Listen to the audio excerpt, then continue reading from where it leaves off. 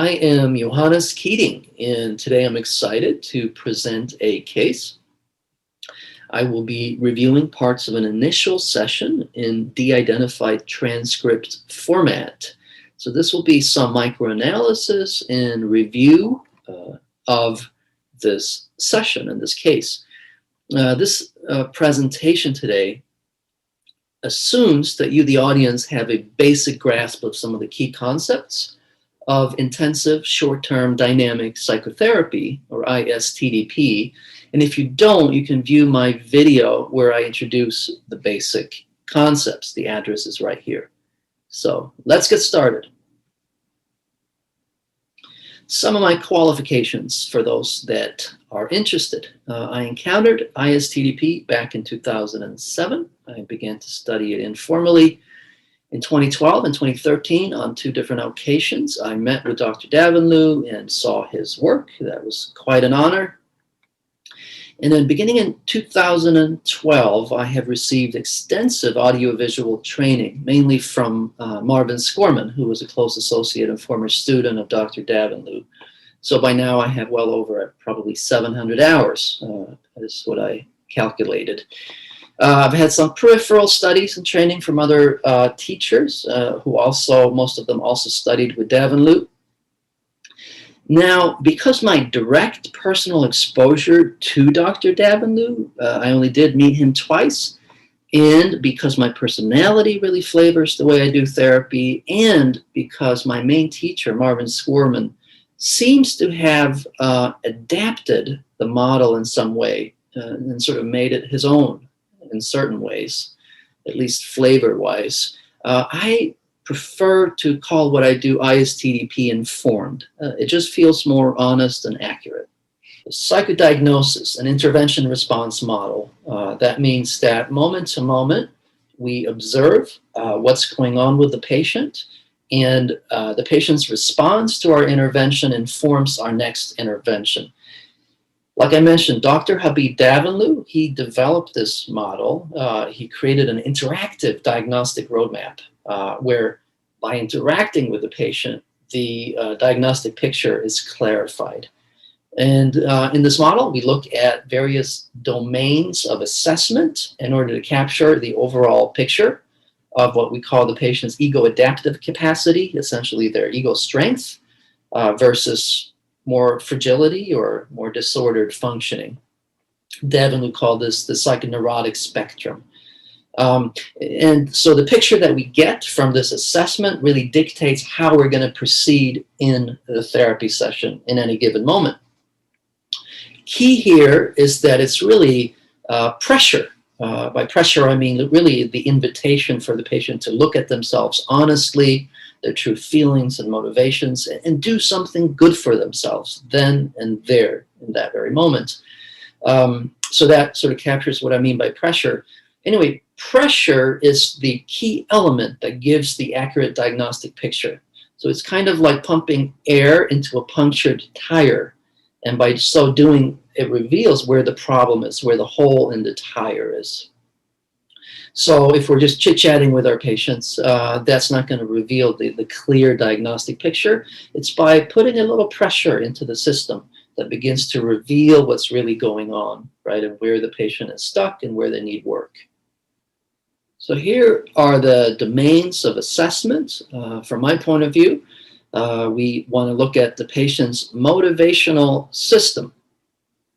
That means how motivated are they to get better versus other kinds of motivations. Some motivations involve just trying to feel better for the moment, just kind of coping, but not really resolving their difficulties.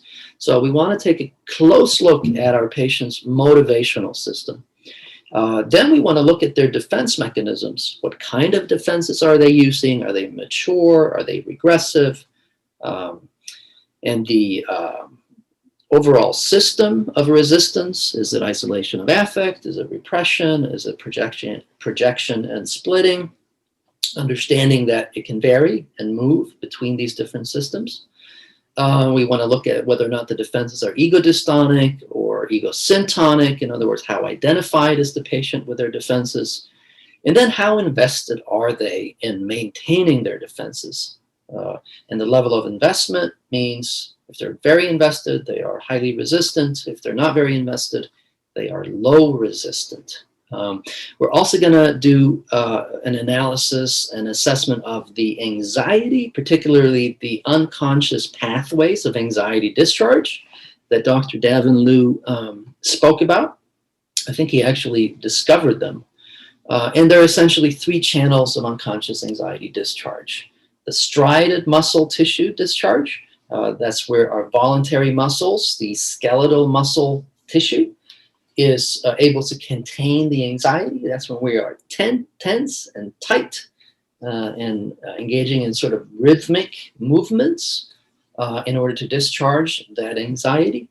There is the smooth muscle tissue discharge, unconscious discharge in the GI tract particularly, but I believe the lymphatic system and other parts of the body also include that category of smooth discharge. So here we're looking at irritable bowel syndrome or a lot of diarrhea and those sorts of things. So we want to look at whether or not our patients are getting nauseous or queasy and that sort of a thing. And we're also going to look at whether or not there's any what's called cognitive perceptual disruption. That's where the anxiety is unconsciously being discharged in the brain, and it's actually disrupting and disorganizing our cognitive functions, our perceptions. This is where if it gets really bad, the patient actually blacks out and can't remember anything, but they might also have ringing in their ears or tunnel vision, feel very dizzy, and that sort of a thing. They lose track of their thoughts, and so that's cognitive perceptual disruption. I also think it's extremely important to pay very close attention to the triangle of person. It's fairly common that the triangle of person sort of falls off to the side, and people are mainly focused on the triangle of conflict, which is more sexy, but the triangle of person is just as important, in my opinion.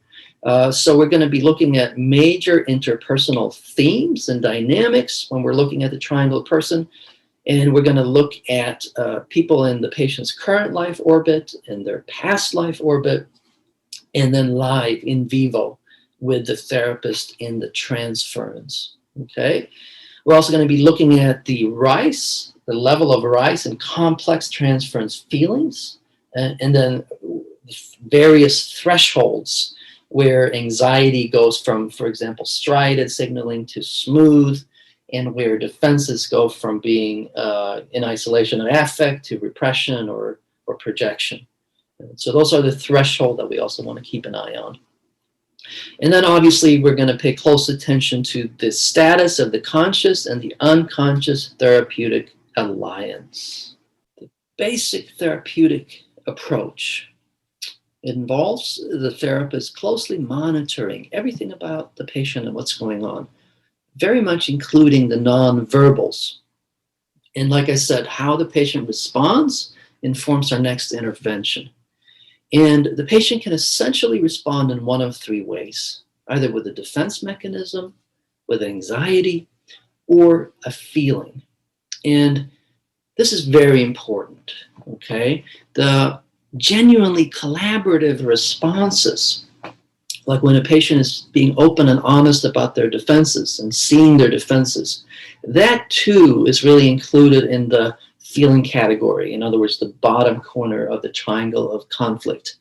So if we think too narrowly about what constitutes that bottom corner, in terms of only feeling and emotion, we will not see when the patient is genuinely collaborating, not necessarily emoting and having feelings, but genuinely collaborating. So it's crucial that we don't see genuine collaboration as, let's say, a defense. That could really muck things up.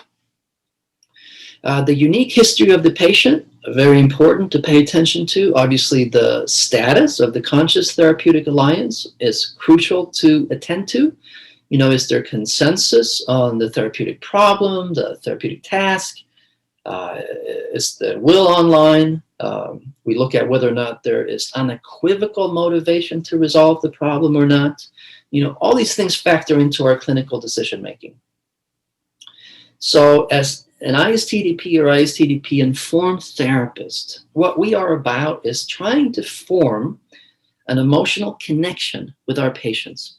And we're continually trying to understand. So this, get clarity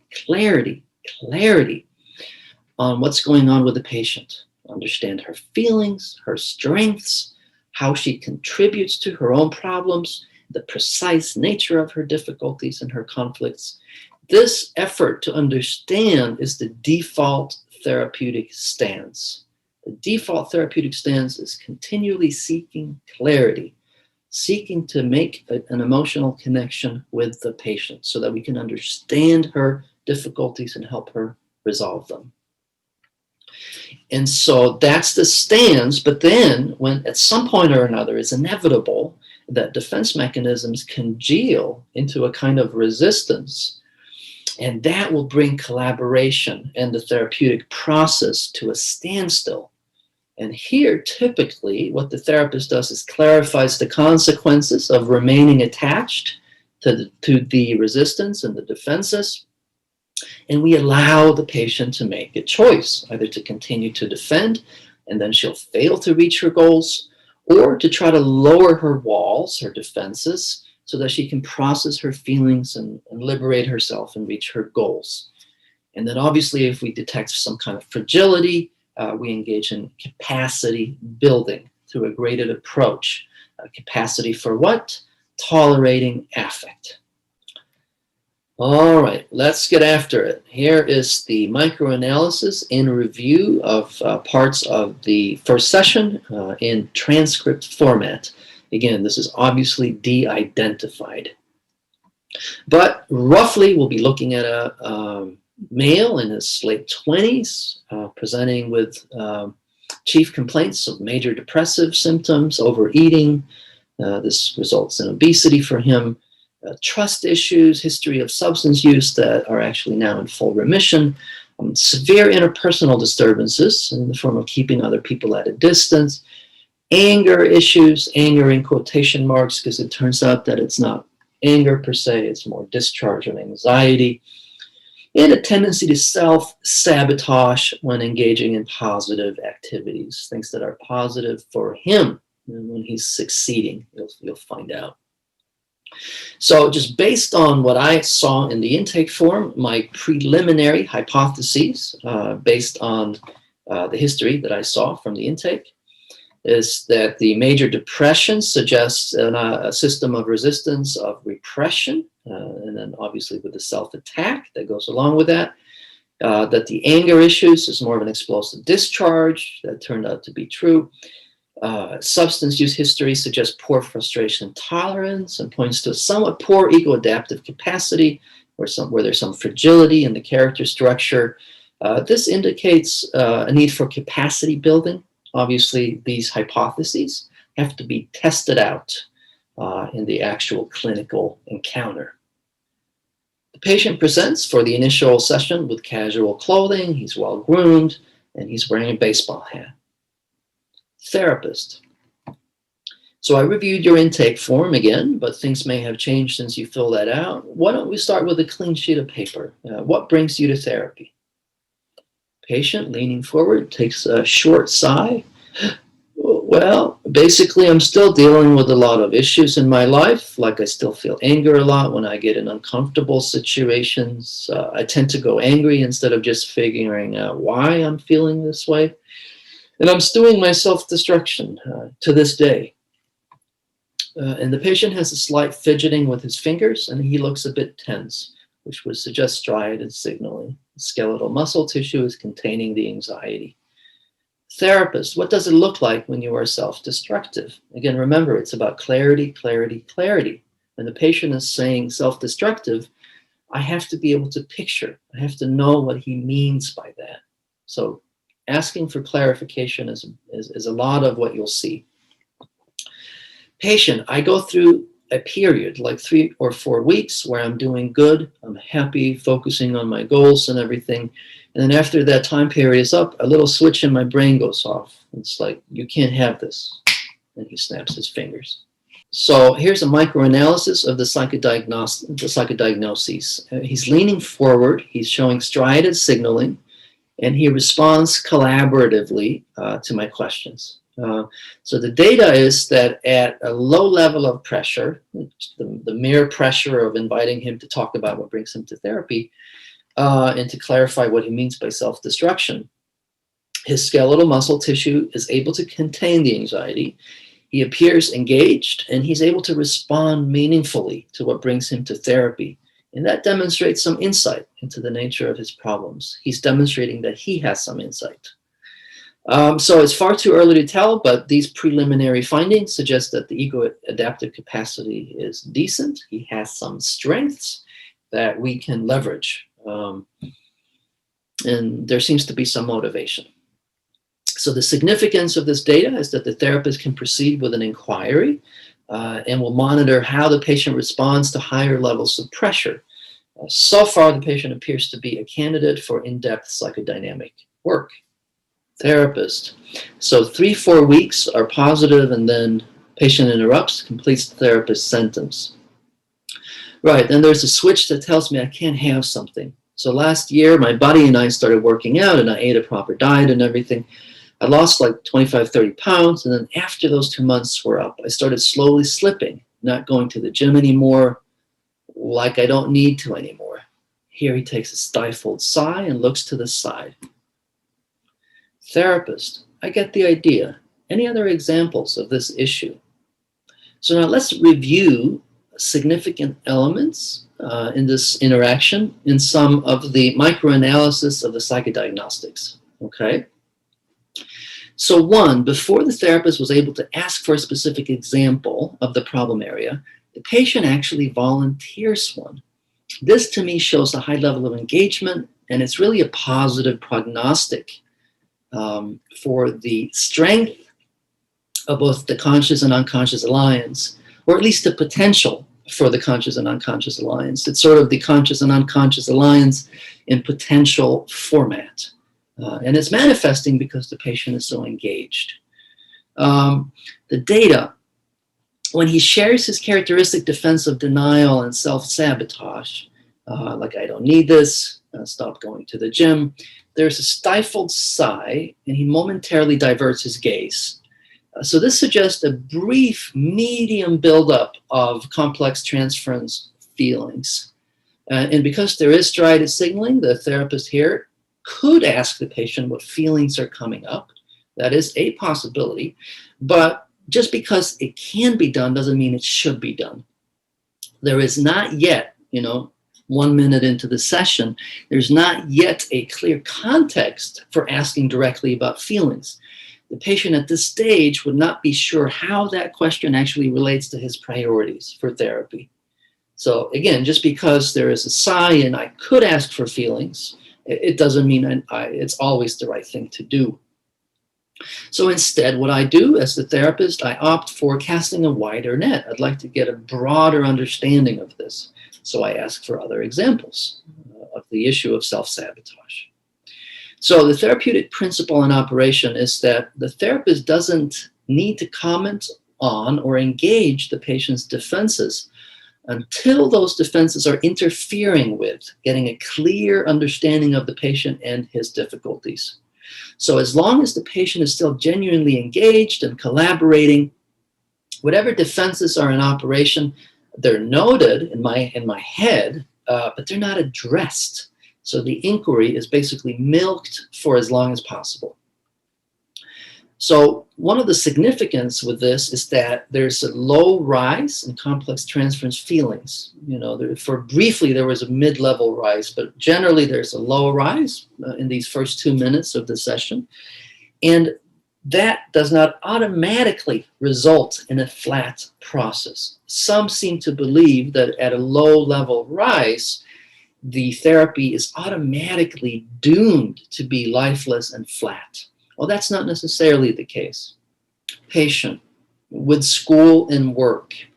So to briefly summarize the next few minutes of the session, he goes into sharing how he sabotaged his school pursuits, where he was pursuing a vocation that he was passionate about. And also when he's working, that he first tries to be the best employee ever, and then he generally succeeds at that. He has a great work ethic and all of that. But at some point, he throws in the towel. So he continues to share very relevant, meaningful information. Defenses are not getting in the way so far of the therapeutic process, meaning the process of getting a clear understanding and picture of what's happening. Therapist. So what you're saying is that when you're doing something good for yourself, whether it be dieting, working out, or pursuing your vocational dreams, or doing really well at work, that it goes for a while, but then you sabotage it. Patient. Yup. Therapist. So you become self-defeating. Patient. It seems that even during times when something is going good, I have to take my own 2 steps back. Nothing forces me back, but I take 2 steps back. Therapist, you said there's a switch that goes off, and I tell myself I can't have this. And it's when you're doing something good for yourself, like working out. So here, let's review the significant elements. The inquiry continues to be productive. There's still no reason to do defense work. We don't identify defenses for its own sake. What would be the point of that? It's only when they're getting in the way of the process. The therapist continues to reflect back, summarize, and recap what the patient has said. This is important on many levels. 1, it gives the patient an opportunity to correct the therapist if the therapist got it wrong. That's important. 2, it conveys to the patient that the therapist is listening and taking him seriously. That's important. 3, by underscoring what the patient is saying, it brings the main ideas, main dynamics into bold relief and sharp focus, bringing overall clarity to the therapeutic process. That's very important. So this cognitively, step-by-step fashion, bringing the patient along throughout the session, giving the patient perspective and clarity, it's of utmost importance. This clarity strengthens the conscious therapeutic alliance. It creates common ground where both the patient and therapist are looking at the same thing, picturing the same thing together. That clarity will also be important when higher levels of anxiety kick in, as therapists can, if it's needed, help regulate the patient by referring to these previously established cognitions and understandings. Patient. Yes, as soon as I start feeling happy and excited about something, I hit the little red button, the kill switch. The kill switch. So I suppose we can be fairly certain that will happen here, since therapy is you doing something good for yourself. So since this is your pattern outside of therapy, would it make sense to you that you and I be vigilant for that happening here between us as well? Patient. Within a month or 2 months range, it'll happen. Therapist. So if we're on the lookout for it, we may have an opportunity to understand it and get to the bottom of it. Is that why you're here, to get to the bottom of the self-defeating pattern? Patient. Yes, it's one of the issues. And then the fact that I don't trust people. I was bullied growing up. So let's review some of the significant elements. The patient continues to be very collaborative, and he demonstrates impressive insights into his self-destructive pattern. The therapist is trying to establish clear understandings between the patient and therapist of what the problem seems to be, the pervasiveness of the problem, and that the therapeutic relationship itself is not likely to be immune from the self-defeating tendency. The patient is clear on this. Next, the therapist wishes to get clear on the patient's will. Is this something he really wants to address and get to the bottom of? The patient convincingly responds in the affirmative, but also says there is more. So to me, those all seemed like positive indicators of a good prognosis. I have a strong collaborator with me. So of note though, Some would say that because the patient did not sigh when he responded in the affirmative about wanting to get to the bottom of his self-defeating pattern, that it could have been a compliant rather than a genuine response. So that was not my impression, but it's worth keeping an eye on it in terms of moving forward for the possibility of compliance. It never hurts to be on the lookout for that. In terms of an analysis of the triangle of person, the patient is reporting that he's been bullied and that there's trust issues. So the therapist needs to take care not to step into the shoes of past figures who bullied and abused the patient's trust.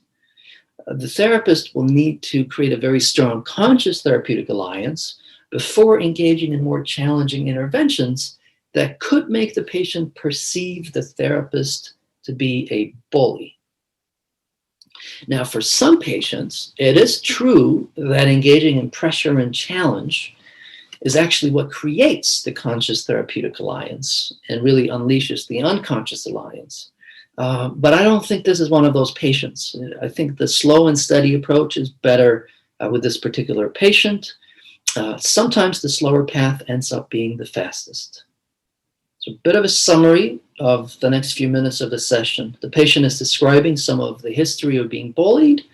There's also some exploration of what happens in vocational context where he throws in the towel. What happens? What does that look like? What precipitates it?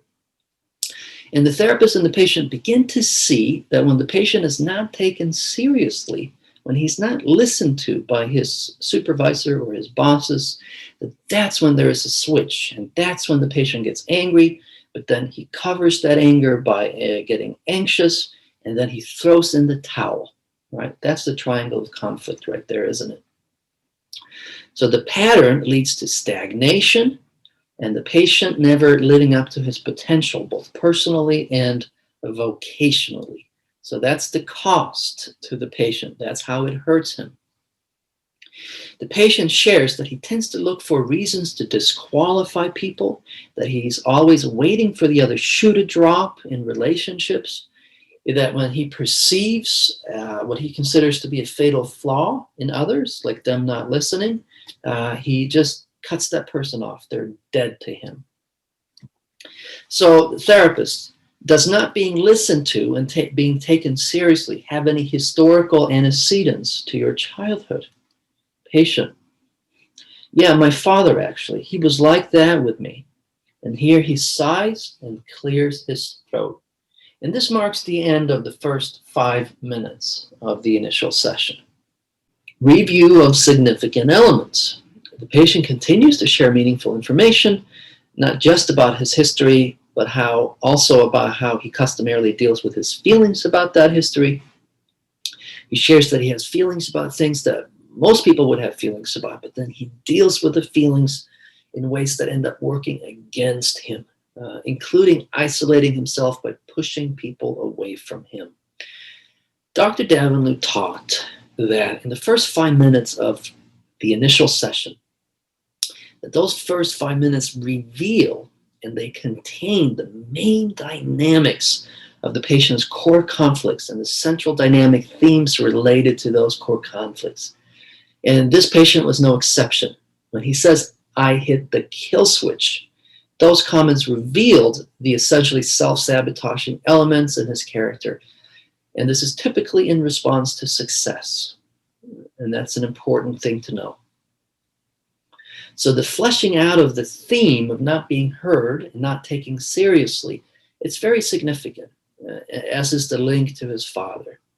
A little more on this clarifying this theme and the genetic link not only helps the patient understand himself and what his triggers are, I mean, that clarity alone is therapeutic, but the clarity around the stimulus for feelings can be used to help the patient gain access to a more fulsome experience of his emotions. It can boost his emotions while also looking for how that theme of not being listened to could be replicated in the therapeutic dyad with me, since the likelihood is high that I will at times fall short and not really hear him or be properly attuned to him. You know, humans being humans kind of a thing.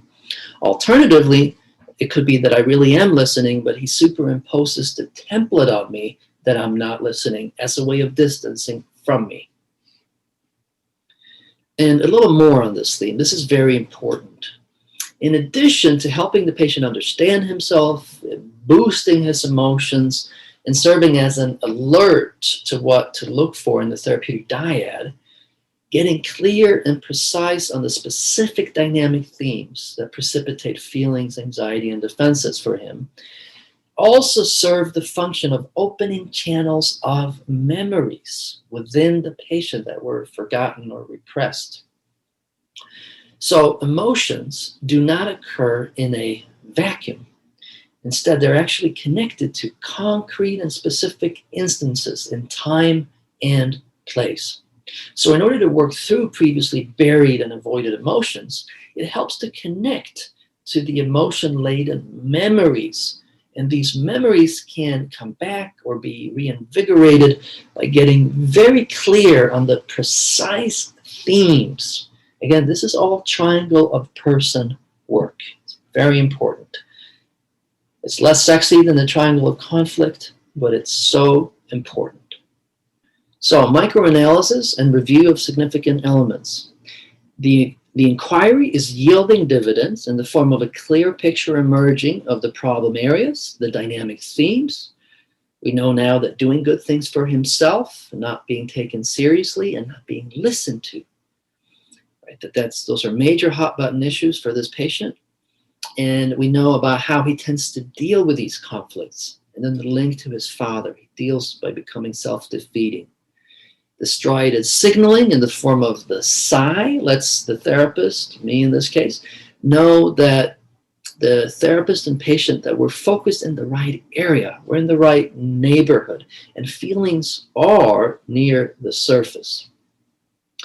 The open and honest sharing and collaborating is indicative of a good conscious and unconscious therapeutic alliance beginning to emerge, even if only still in potential form.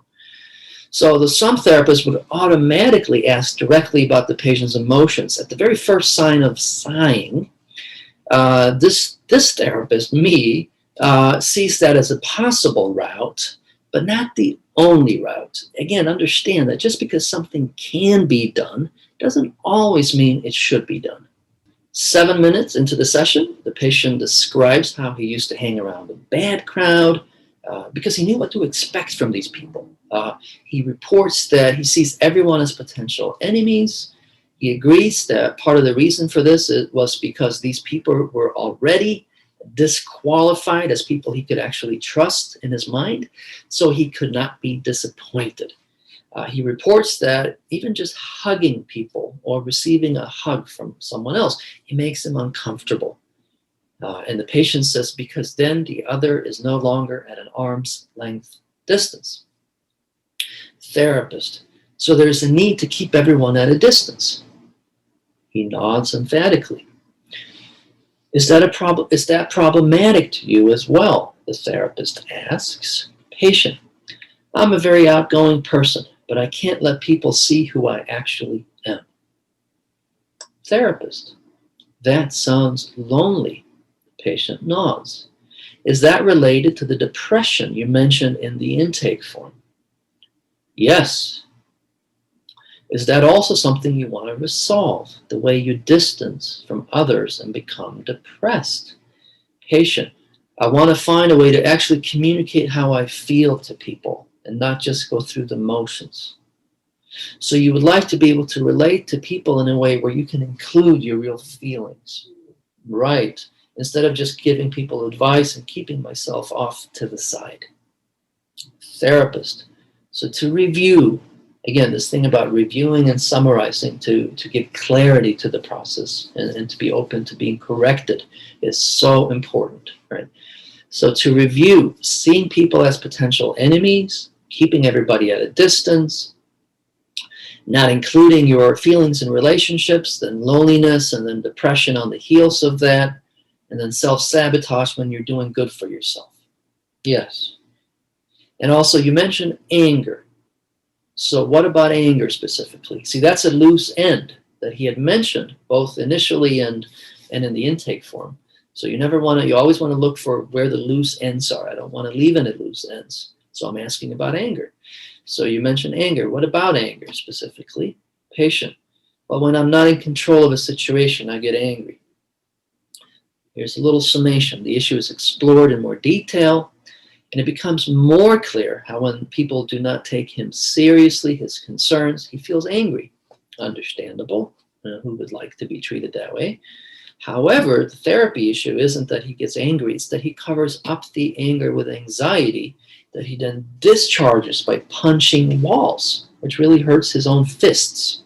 Okay, that seems to be the therapy issue. He's not actually feeling anger, he's feeling anxiety and then defense, which is terrible. So that's what he thinks of as anger. So that's now a major task for me, to help him see that what he thinks of as anger is really not anger. So differentiating the corners of the triangle of conflict is now paramount.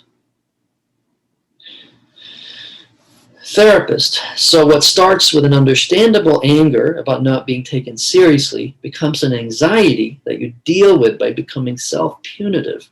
Did I understand the right sequence of events? Yeah, I never thought of it like that, but that's true. I am self-destructive. All right, let's review the significant elements. The patient is describing how he isolates himself by seeing others as potential enemies, gets involved with people that are not trustworthy. Objectively speaking, they're just not. The patient is then lonely, and this connects to his depression, which was one of his chief complaints. And when asked if he wants to resolve this, he makes it clear that he wishes to be able to include himself and his feelings in his relationships. So it's crucial to connect the patient's defenses to his presenting symptoms and complaints. Otherwise, why would he want to let go of his defenses? He would have no reason, no motivation. So you've got to make that link for your patients. The idea of seeing others as potential enemies leads to a question of a possible access to paranoia, regressive defenses without reality testing, contrasted with another hypothesis, which is a differential diagnostic picture of mistrust as purely an interpersonal distancing mechanism defense. So really, I'm thinking only higher levels of pressure can clarify this question. But this is now on my mind. Now, when asked directly if he wishes to resolve something, he tends to respond affirmatively, but then change slightly the wording and the meaning of my question. This could be a positive sign that he's not complying, but simply putting a finer point to what he means. Or it could suggest a kind of subtle, competitive, defiant dynamic, in an obsessive dynamic, always putting a finer point to things. The therapist never quite gets it right. Those who believe that unless the patient sighs when he declares his will, that the will is then therefore not really online, those people may be inclined to go with a competitive, defiant interpretation. As far as I'm concerned, the jury's still out on this question. Now, the therapist is able to help the patient see intrapsychic causality. That means I'm putting him on the triangle of conflict. This cements the intrapsychic focus and strengthens the conscious alliance with consensus now on the problem and a germinating consensus on the therapeutic task, though the task has not yet been completely clarified, only implied. And then separating the corners of the triangle of conflict. So important. When those corners, feeling, anxiety, and defense, are very mushed together for the patient, it actually indicates a lower ego adaptive capacity, that he has a hard time seeing the distinction between a feeling and an anxiety and a defense. So helping the patient see that his self-destructive tendencies do not come out of nowhere. They're not out of the blue, but they come on the heels of the patient getting angry. That's a crucial observation. It helps the patient see that though his anger is not the problem, how he deals with his anger results in a lot of pain and misery for himself. All right, more of a summation here and review of the middle portion of the session. The inquiry reveals that there's been instances where the patient has blacked out and lost impulse control in the face of his anger. We know that's anger is down there, but we know that that's a result of tremendous amounts of anxiety, right? So, but this suggests that at certain thresholds, the patient experiences very high levels of anxiety that disrupt his cognitive and perceptual functions. So this suggests access to regressive defenses and pockets of fragility within the patient. The theme of being unfavorably compared to his brother by his father also emerges, and a lifelong theme of his father being emotionally distant. So at this point in the session, I'm getting a pretty clear sense that there's some real fragility that this patient has access to. At very low levels of pressure, really just clarifying questions and asking him to describe what he means by being self-destructive, and just inquiry, right? The pressure to relate to me and speak honestly about his issues. At that level of pressure, he's okay, he's fine. We're seeing striated signaling. At times we're even seeing mid-rise of complex transference feelings. But due to what's coming up here in the inquiry, it's clear that I have to be careful with this guy, right? Given the track record of blacking out and so forth. At one point in the session, he reports, "I hate to say it, but I've become a carbon copy of my father." This is also very significant. This suggests that the patient has a pathological identification with his father, a defense against facing his true feelings towards his father. And if pathological identification sounds a bit harsh, what I mean to say is that the way the patient is identifying and feeling connected to his father involves creating a lot of pain and misery for himself. It involves the patient stifling his own potential in life. So that's why I call it pathological. The focus on current and past events and people in the patient's life orbit, the triangle of person, seems appropriate given that relevant and important information is being learned. And again, with pockets of fragility, the therapist, me, I have no interest in overwhelming him by introducing levels of pressure that could take him out of an optimal range of anxiety. I have no interest in blowing him out of the waters, right? Now, if the session had felt flat or lifeless, that would be a different story. But instead, the patient is actually very engaged and forthcoming. Now, I'll get to this more later, but because there's some fragility, I am not going for an unlocking. So you won't see me try to build as much pressure and whip up the complex transference feelings as much as possible, and then try to prevent him from deflating, right, keeping that pressure going. That kind of work only makes sense when you're going for an unlocking. When you're going for an unlocking, yes, by all means, you want to worry about keeping the pressure going so that it doesn't seep out, right, undermining the path of towards an unlocking, right? But you won't see that because I'm not going for an unlocking. I'm going for capacity building, restructuring defenses, and really cementing a conscious therapeutic alliance, as you'll see. So an hour into the session, the patient is discussing how his father is isolated and emotionally shut down. Patient, it's taken me some time to see how much I'm like my father. And on the one hand, I hate myself for it, and on the other, I'm happy for it. Therapist, how so? Again, it's always about trying to understand. Like whatever the patient is saying, I need to be able to picture it. It's like we need to be sharing the same dream, the same thing that the patient is picturing, I need to picture. So how so? Seeking clarity. Patient, well, we finally have a connection now that I'm just like him. We have things in common now. We're in the same situation together.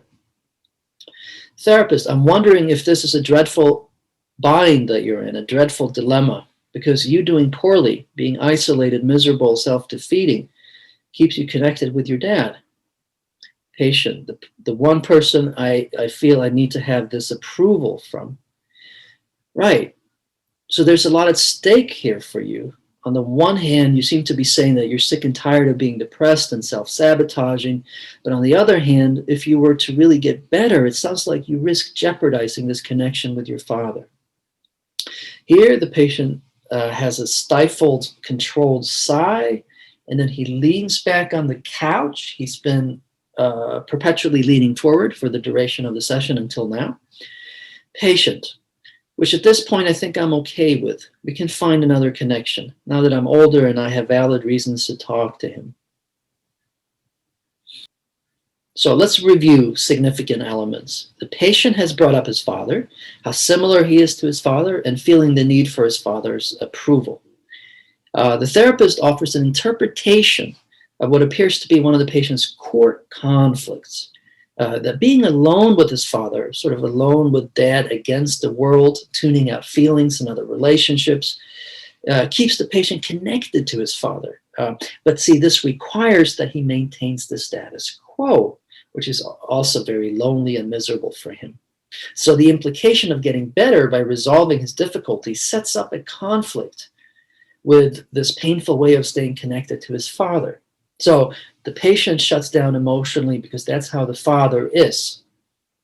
So when the patient is shutting down emotionally, that's when he feels like, well, he's sort of like his father and they have things in common and they're like the one person.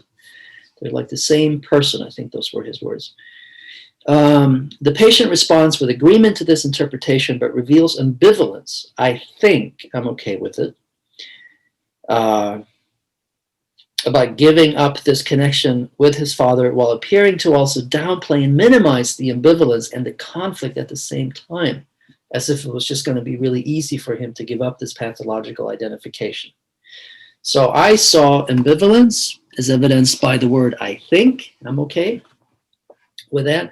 And then downplaying and minimizing the conflict. Okay.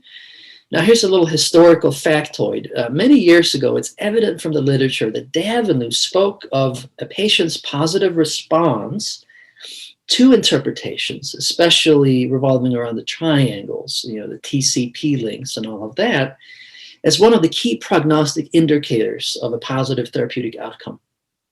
In later years, Davenu appears to feel, you know, less positively, I think that's safe to say, about the role of interpretation in the psychotherapeutic process. This therapist, this one, me, I happen to subscribe to Davenu's earlier way of thinking, where there really are valid places for interpretations in the psychotherapeutic process. So the clarification of the patient's core conflicts is such an important moment in therapy. It brings everything to a head. Therapist, you say you could make another connection with your father. What comes to mind? Again, remember that default stance, trying to understand the patient.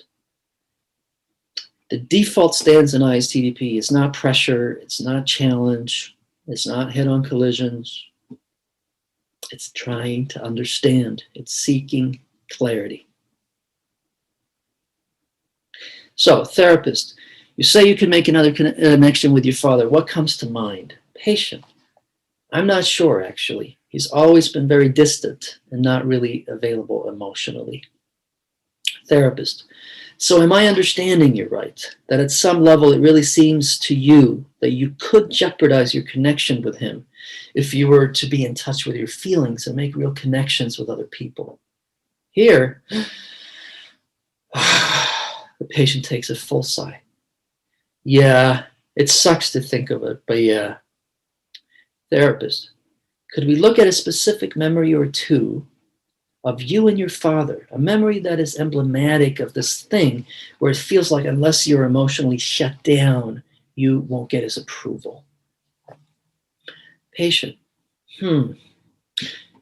yeah, the last time we talked on the phone, I was telling him about doing really well at work, getting praise from my boss and all. And he didn't seem that happy for me. He started talking about my brother and how cool it was that my brother is in the army and all. So he's always favored my brother, like coming down to visit when my brother is graduating, but not when I graduated. Therapist. So your father didn't celebrate with you and instead turned the attention to your brother, showing up for his graduation but not yours. I'm guessing you might have some feelings about this. Another sigh. Yep. Therapist. You said it was a phone call last. Where were you in time and space speaking to him?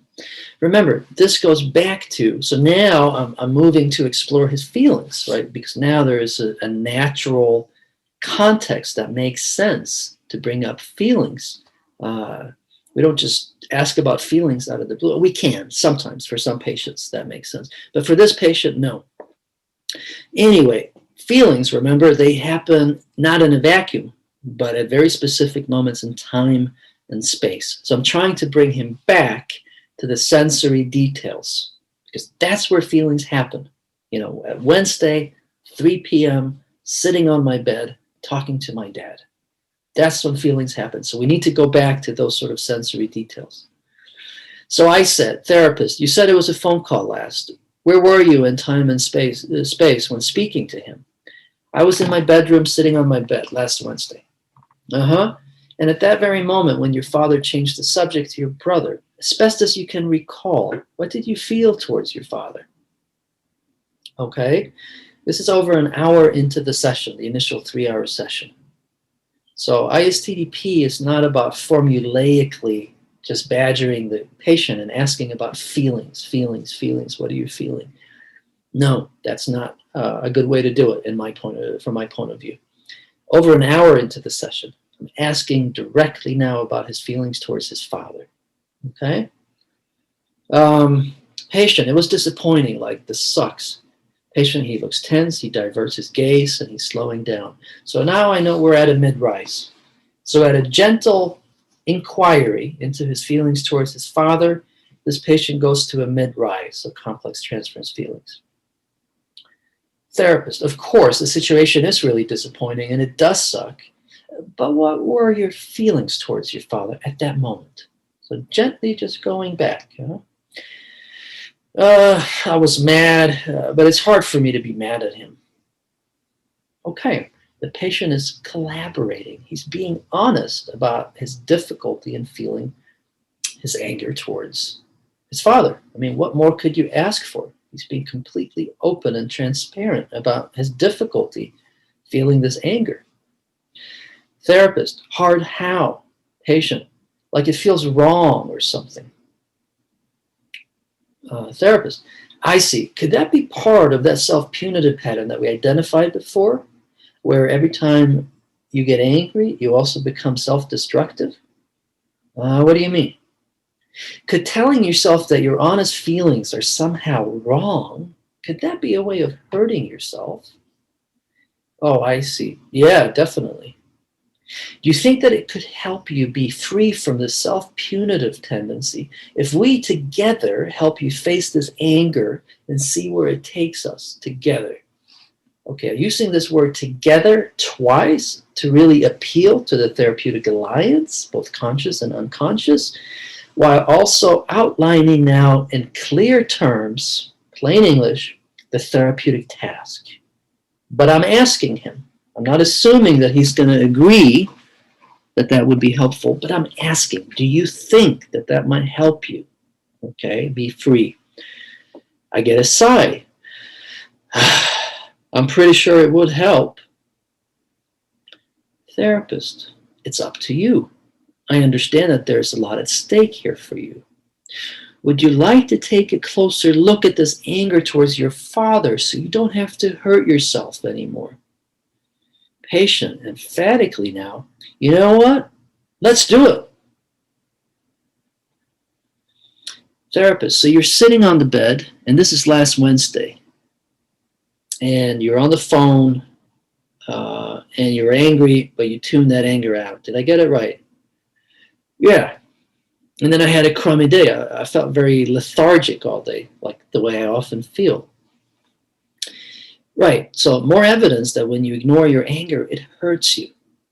And we sit here and reflect on this right now. Do you re-experience any of that anger towards him right now, right here?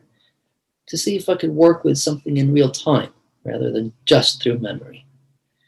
Patient leans forward in a strong voice. I mean, I am angry with him. Therapist, how do you experience that anger towards him physically in your body? Patient, my chest is really tense and my feet, like they want to run out. And he's tapping his finger and he's looking tense. Therapist, you're describing the physical concomitant of anxiety and the urge to take flight as a way of trying to deal with this anxiety. Do you see what I mean? That I ask you about your anger and you describe anxiety and this urge to take flight. Yeah, I see that now that you say it. I am feeling tense. Therapist, and I'm guessing that that's no fun for you. Anxiety generally doesn't feel very good. So underneath this anxiety, there's an anger, you're saying, and maybe other feelings too. The anxiety is how you react to the anger. It's not the anger itself. Do you follow me? Patient, I do, but I'm afraid of the anger. Remember how I told you I have blacked out and actually physically lashed out at people? Beautiful communication. He's letting me know he's terrified, and for valid reasons, right? Therapist, I sure do. So it makes perfect sense that this would be scary, maybe even terrifying, especially if you think that those moments of lashing out was you experiencing anger. Well, it was anxiety. You helped me see that earlier. So apparently here I've done enough work on separating those corners of the triangle of conflict. Therapist, precisely that. Would you like to learn how to experience your anger so that no one gets hurt, not you and not others? Yeah, I would actually. So just to be clear, right now, what you're aware of is this tension in your chest and the urge to run. Am I right? Therapist, yes, the urge to run isn't really there anymore, but my chest is very tight still. The patient looks frozen. Therapist, okay, how do you feel here towards me for my role in trying to get close to your anger towards your father? Patient sighs. I know you're helping me, but I am uncomfortable. So at this point, I was sensing the buildup of complex transference feelings and the transference and more importantly, the resistance. He was becoming frozen. So I know there's a medium to high buildup of rise, okay? Therapist, I'm glad you noticed that. Mixed feelings make sense to me. Can you say more about the uncomfortable feeling? Again, keep in mind, I'm working with him now from the perspective of capacity building. I am not going for an unlocking. The idea that you should be going for an unlocking with everyone is just rubbish. It's just not the way to do this. He says, well, I told you I don't let anybody close to me, so I'm sort of freaking out, even though I'm also kind of happy at the same time. It's weird.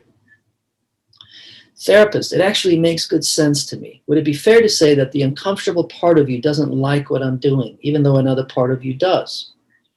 Yeah, that would be very fair to say. Okay, and if this part of you that doesn't like what I'm doing, if it had a voice, what would it feel like saying to me? Stop trying to see who I really am. But I actually don't want you to, though. Okay, but the one part of you that doesn't like this feels that way. So if we only focus on that part of you for a minute, if I don't stop trying to see who you really are, what would that part of you feel like saying or doing at that point? In your imagination, not reality. So again, there was some medium to high rise of complex transference feelings as evidenced by him becoming paralyzed. Okay?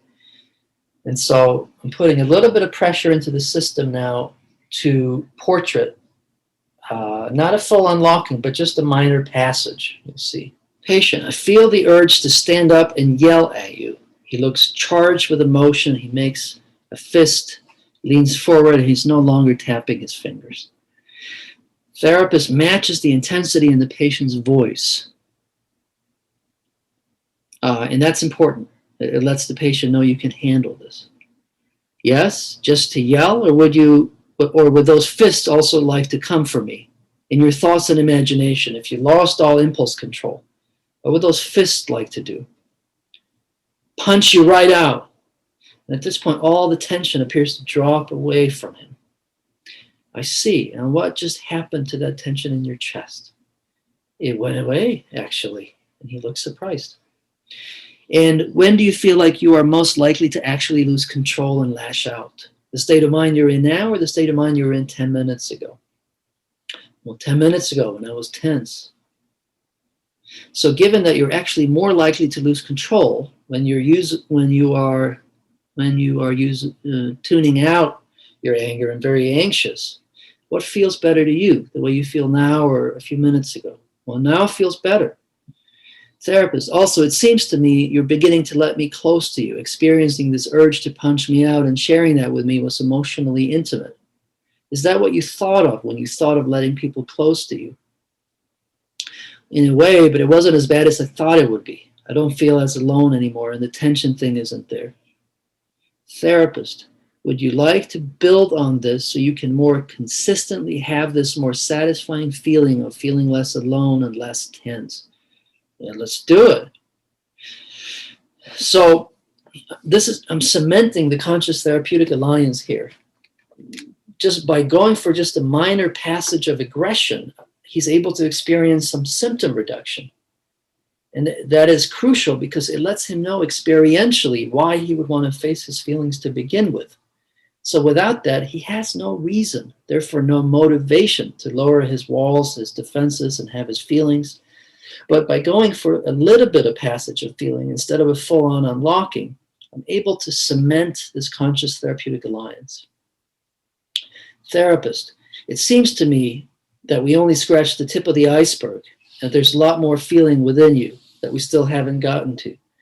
Do you think that if we get after it and work at helping you have all your feelings, that doing so could be healing for you and help you with the problems that brought you here? Oh, I know so. It's a good sign. All right, so review of significant elements.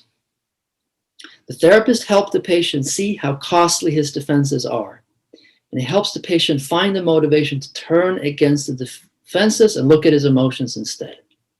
At the same time, the patient was very fearful of this, since it involved jeopardizing his connection to his father, and since previous experiences of anger, filled with anxiety, led to the blackouts and the lashing out.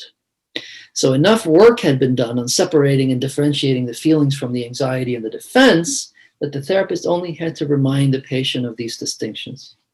The therapist did not go for unlocking the unconscious, but instead a minor passage of aggressive impulse. Why? The patient shares information indicative of some fragility, including blacking out and loss of impulse control. Capacity building of affect tolerance, thus a graded, more cognitive approach, was therefore warranted. Also, the patient was terrified of his own anger and the implication of losing his connection to his father. It was therefore crucial that the patient could have a corrective emotional experience, where he could experience his anger without anxiety and defense, and see how it could not only help him feel better, but also bring him closer to another person. In this case, me, the therapist. So now that the patient has experiential insight into how having his feelings and leaving behind his defenses actually feels good and is liberating, he will be that much more motivated to continue the hard work of going deeper. So instead of risking blowing him out of the water, causing a misalliance by going for a full unlocking of the unconscious, a home run, to use a baseball analogy, instead the therapist is aiming for first base or second base, a minor passage of aggression, in order to shore up the conscious therapeutic alliance, begin to restructure the defenses, help him let go of maladaptive defenses, and help him experientially see the distinction between his feelings and anxiety and defense. It's not enough to just see it cognitively, but he needs to feel that difference. All right, more review of significant elements. So what do we know? The patient's anxiety remained in striated muscle tissue. At lower levels of pressure, meaning the mere invitation to openly discuss his problems, he could remain in the system of resistance called isolation of affect, momentarily stepping outside of all resistance in order to experience this impulse to punch me, right? From the way he described events from his life, it's clear that at higher levels of pressure, the patient tends to go to repression with his customary self-attack, along with a vulnerability to channeling unconscious anxiety into cognitive perceptual disruption, right? It was evident. So tactical defenses appeared in the session that were relatively easy to help him let go of. The patient describes more severe forms of self-punitive defenses that operate outside the therapy in his own life. These defenses are discussed but never fully materialize in vivo in the session itself. Still, the patient gains cognitive insight into these defenses and their function in warding off feelings, warding off closeness with others, and also their self-punitive function. So at higher levels of pressure, there is no doubt that these defenses will begin to materialize in the session in real time. And that's part of the reason why I opted for a corrective emotional experience first, for low-level breakthrough or passage of impulse, so as to solidify and shore up the conscious alliance before attempting to go deeper. I think too many times ISTDP therapists end up blowing people out of the waters, causing a misalliance because they're so eager to go for an unlocking. Not wise. Significant cognitive insight was also gained into one of the patient's core conflicts around trying to stay connected to his father, but also wanting to resolve his difficulties at the same time. That's a conflict. The question of paranoia was answered later in the session, where it became clear that the patient was crystal clear in his reality testing, and he knew that I was not out to get him, but that he would use the defense of demonizing as a tactical defense to distance and remain loyal to the pathological identification with his father. So what happened? The outcome. The session came to an end. It was a 3-hour session. In follow-up sessions, after the patient's capacity to bear more intense mixed emotions had been worked on, proper unlockings of the unconscious occurred, and after about 50 hours of psychotherapy, the patient's chief complaints were largely resolved. At termination, the patient was entering into a romantic relationship, which he had been avoiding for years. The lethargy and depression that had been a hallmark of his life were lifting, they had lifted, and they returned only temporarily here and there in very minor ways that really appeared to be within normal limits. The patient appeared to have accepted the lack of real closeness between himself and his father, and after many experiences of processing intense anger, grief, and guilt about his angry impulses, the patient did not seem to engage in self-defeating behaviors anymore. Last I heard, the patient continues to work out and engage in a healthy diet. At the final session, termination, he reported becoming more emotionally intimate with his male friends, speaking of love and tenderness. His primary goals, which included the ability to communicate his real feelings to others, were largely achieved. That's it. End of it. More educational videos, material at my website, johanneskieding.com.